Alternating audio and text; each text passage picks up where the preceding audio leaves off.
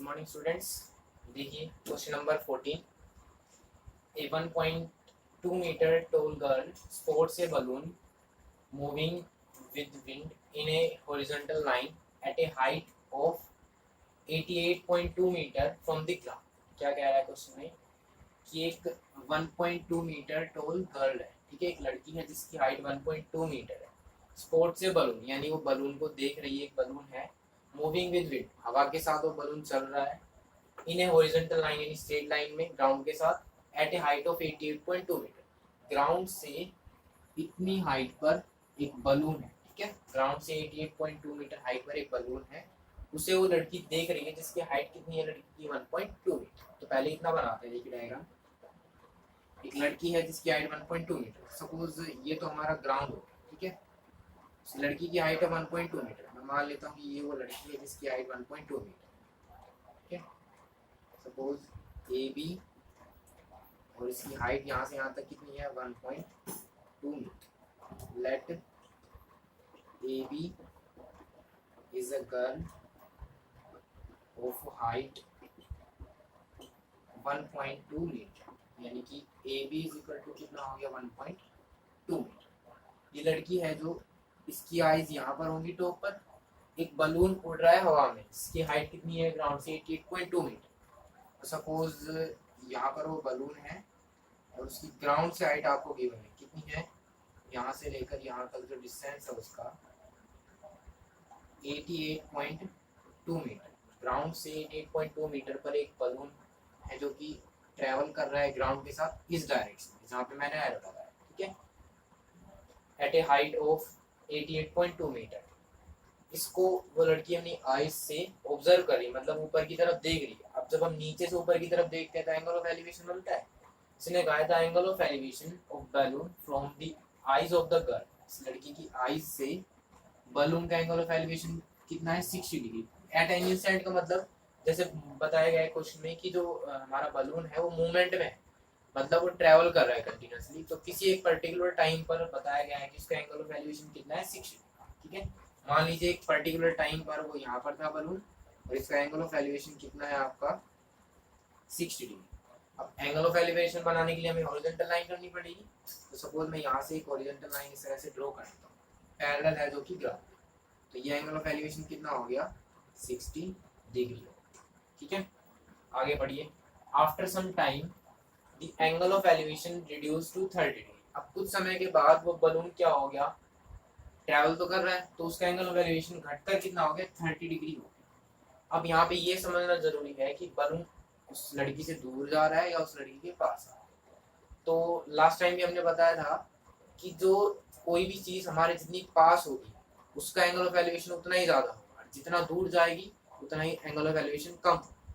तो देखिए अब एंगल ऑफ एलिवेशन कम होने का मतलब है कि जो वो चीज हमसे दूर चली गई तभी तो कम हुआ एंगल ऑफ एलिवेशन। तो ये बलून भी उस लड़की से दूर ट्रेवल करेगा और सपोज किसी टाइम पे बलून यहाँ पे आ, ठीक है, कुछ समय के बाद यहाँ पे था, तो लड़की ने ऑब्जर्व किया कि अब एंगल ऑफ एलिवेशन उसका कितना हो गया, यहाँ से रिड्यूस होकर मान लीजिए यहाँ पे है, रिड्यूस होकर कितना हो गया 30 डिग्री हो गया, ठीक है। जो ये एंगल है, ये बड़ा वाला एंगल, ये तो आपका है 60 डिग्री, और जो ये छोटा एंगल बना है ये कितना है 30। किस टाइम पर, जब वो बलून डी पॉइंट, ठीक है। तो पहले इसको डायग्राम को कंप्लीट कर देता हूँ मैं। सपोज मैंने एक परपेंडिकुलर लाइन इस तरह से ड्रॉ की है, ठीक है। अब देखना ये जो पॉइंट कट हुआ ये तो हाइट के लिए था, इसको मैं रफ कर देता हूँ। जो बलून है उसकी ग्राउंड से हाइट आपको गिवन थी, कितनी है 88.2 मीटर। तो ये हाइट आई है यहाँ से ग्राउंड तक की, ये हाइट कितनी है, ये 88.2 मीटर। कंप्लीट हाइट है डी से यहाँ तक और सी से ग्राउंड, ठीक है। अब देखिए यहाँ पे कट किया, इसको मैंने सपोज नेम दे दिया, ए हो गया बी सी डी, और ये मान लीजिए ई हो जाएगा, और ये आपका एफ हो गया, ये मान लीजिए जी, और ये पॉइंट है जहाँ पर इंटरसेक्ट कर रही लाइन है, मैंने पॉइंट मान, ठीक है। अब हमें फाइंड क्या करना है, find the distance travel by the balloon during the interval. तो उस दौरान जो बलून है उसने कितना डिस्टेंस ट्रेवल किया, देखिए स्टार्टिंग में यहाँ पे था, चलने के बाद वो इस पॉइंट पे पहुंच, तो बेसिकली आपको ये ई एफ फाइंड आउट करना है, ठीक है, ये डिस्टेंस कितना होगा। तो अगर सपोज कंप्लीट ए एफ में से मैं ए माइनस कर दूंगा तो ई एफ बच जाएगा, अब ए एफ के लिए कौन सा ट्राइंगल होगा, ए एफ डी, और ए ई के लिए कौन सा होगा, ए ई। ये दोनों राइट ट्राइंगल बनने देखिए हमारे पास, इन दोनों का यूज करना है, ठीक है। अब जो स्टेटमेंट रहेगी वो लिख देते हैं, let at any instant, let at any instant balloon is at point C such that C पे था तो उसका एंगल ऑफ एलिवेशन कितना था, 60, यानी C A E, angle C A E is equal to 60। अब कुछ टाइम के बाद वो कहाँ पे चला गया, डी पॉइंट पे चला गया। तो after some time let the balloon be at point D। कुछ समय के बाद जो बलून था सी से कहाँ चला गया, डी, तो उसका एंगल ऑफ एलिवेशन कितना हो गया, देखिए यहाँ पे बनाया हुआ ये 30 D A E, angle D A E is equal to 30 D, ठीक है। अब देखिए जो ट्राइंगल बने हुए हैं हमारे पास, हमें इस ट्राइंगल का, सपोज मैं एक बड़े वाले ट्राइंगल डार्क कर देता हूँ, तो मुझे इस ट्राइंगल का यूज करना है। इसमें कौन सी हाइट यूज होगी, ये डी से एफ तक का डिस्टेंस यूज होगा, लेकिन मेरे पास तो एक कंप्लीट डिस्टेंस है, डी से एफ तक का डिस्टेंस कैसे आएगा। अगर इस कंप्लीट में से मैं ये इतना डिस्टेंस हटा देता हूँ तो डी एफ आ जाएगा हमारे पास। अब ये डिस्टेंस कितना है, 1.2 मीटर, ये भी 1.2 मीटर आएगा, और ये भी 1.2 मीटर। तो कंप्लीट डी एच में से आप एफ एच घटा दीजिए, ठीक है। डी एच कंप्लीट है 8.2, उसमें से ये 1.2 माइनस कर, ठीक है।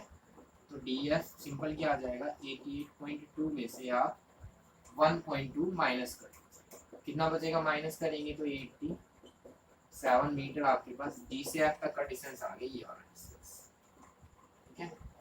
डी से ये एफ तक का डिस्टेंस आ गया 87। अब दो ट्राइंगल है देखिए, एक तो डी ए एफ, पहले इसी में अप्लाई कर देता हूँ, in triangle D A F, करिए trigonometry apply, D A F के अंदर एंगल है 30 डिग्री, ठीक है। तो सपोज ये तो आपका है परपेंडिकुलर, डी एफ ओवर ए, ट्राइंगल है डी ए एफ के अंदर मैं अप्लाई कर रहा हूँ ट्रिग्नोमेट्री। इस साइड को तो यूज करेंगे नहीं हाइपोटेन्यूज है, ठीक है, इसका यूज नहीं है। डी एफ हाइट हमें गिवन है और ये हमें फाइंड आउट करनी है ताकि मैं इस डिस्टेंस ई एफ को कैलकुलेट कर सकूँ। तो डी एफ ओवर क्या हो जाएगा, A F is equal to, अब इस 30 डिग्री एंगल के लिए डी एफ क्या होगा, परपेंडिकुलर, और ए एफ क्या है, बेस क्या होता है, टेंजेंट 30। tan 30 की वैल्यू कितना होता है, टेंजेंट 30 1/√3। डी से एफ तक डी एफ कितना डिस्टेंस अभी फाइंड आउट किया, 87 मीटर, ओवर ए एफ आपको फाइंड आउट करना है, और tan 30 कितना होता है 1/√3। क्रॉस मल्टीप्लाई कीजिए, क्रॉस मल्टीप्लाई करने के बाद आपके पास क्या आएगा, A F is equal to 87√3 metre. ये आ गया ए से लेकर एफ तक का डिस्टेंस, लेकिन आपको फाइंड आउट करना है ई एफ, ठीक है। ए एफ आ गया, अब ए एफ में से ए ई माइनस करना है। अब ए साइड फाइंड आउट करने के लिए छोटा वाला ट्रायंगल यूज करेंगे, कौन सा, सी ए वाला ट्रायंगल होगा ना, इसके अंदर ए आएगा, ठीक है। तो यहाँ तक आपने नोट कर लिया होगा, मैं इसको रफ कर देता हूँ क्वेश्चन आगे सोल्व करने के लिए, ठीक है।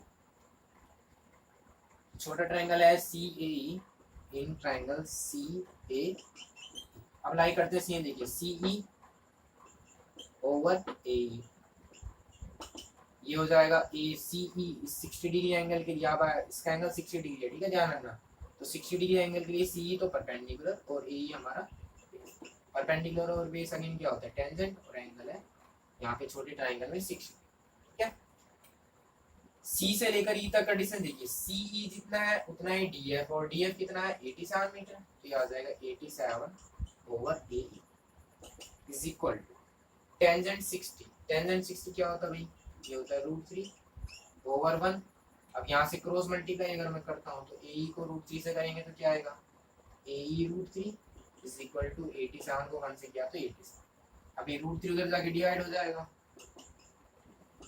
ओवर √, ठीक है। यहाँ तक इसका रेशनलाइजेशन कीजिए, √3 इंटू में √3 क्या रहेगा, 87 √3 ओवर √3 को √3 से मल्टीप्लाई किया तो रूट हट जाएगा, 3 बचेगा, इसको कैंसिल कर दीजिए, 3 2 6 और 3 9 27। तो ए से लेकर ई तक का डिस्टेंस आ गया आपके पास 29√3 मीटर। ए से लेकर ई ई तक का डिस्टेंस है और ए से एफ तक, तो कंप्लीट ए एफ में से ए ई माइनस कर देंगे, ई एफ आ जाएगा आपके पास जो डिस्टेंस बलून ने ट्रैवल किया है, ठीक है। और यही आपको फाइंड आउट करना था। देखिए नेक्स्ट टाइम में हम क्या करेंगे, now A F sorry E F हमें फाइंड आउट करना है।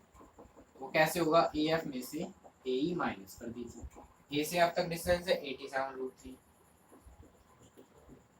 माइनस 29। देखिए जैसे आप वेरिएबल्स में करते हैं कि भाई 2x में से 1x माइनस कर दो, 4x में से 3x माइनस कर दो, उसी तरह से अगर 87√3 में से मैं 29√3 माइनस करूंगा तो आपके पास कितने √3 बचेंगे, ये बचेगा माइनस करने के बाद 58, या सिंपल ऐसे कर सकते हो दोनों में से √3 कॉमन, इसमें भी √3 है यहाँ पर भी √3, क्या बचेगा 87 माइनस का 29, ठीक है। सब्ट्रैक्ट करेंगे तो क्या आ जाएगा, 87 में से 29 सब्ट्रैक्ट करेंगे तो 58 बचेगा, लिख सकता हूँ इसे 58√3 मीटर, ठीक है।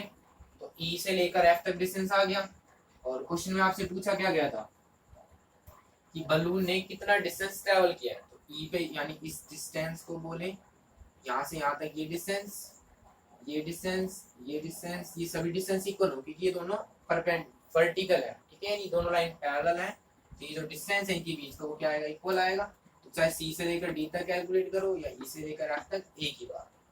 तो ई एफ हमने कैलकुलेट किया कितना है 58√3 मीटर, लास्ट में लिखेंगे distance travelled by balloon is equal to 58√3 metre, ठीक है। तो ये था आपका क्वेश्चन नंबर 14। गिवन था एक गर्ल है जिसकी हाइट 1.2 मीटर है, वो एक बलून को ऑब्जर्व कर रही है जो कि सी पॉइंट पर हमने कंसीडर किया था, और बलून की हाइट ग्राउंड से कितनी थी 88.2 मीटर, डी से एच सी से जी, ये था आपका 88.2 मीटर, ठीक है। फिर इसने कहा कि जो बलून है स्टार्टिंग में सी पॉइंट पे था तो एंगल ऑफ एलिवेशन 60 बना, कुछ टाइम के बाद वो बलून उस लड़की से दूर गया तो एंगल ऑफ एलिवेशन 30 डिग्री।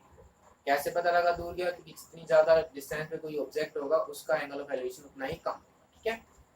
तो दो ट्रायंगल हमारे पास बने, सी ए ई और डी ए, दोनों में ट्रिग्नोमेट्री अप्लाई किया, हमें ई से लेकर एफ तक डिस्टेंस फाइंड आउट करना था।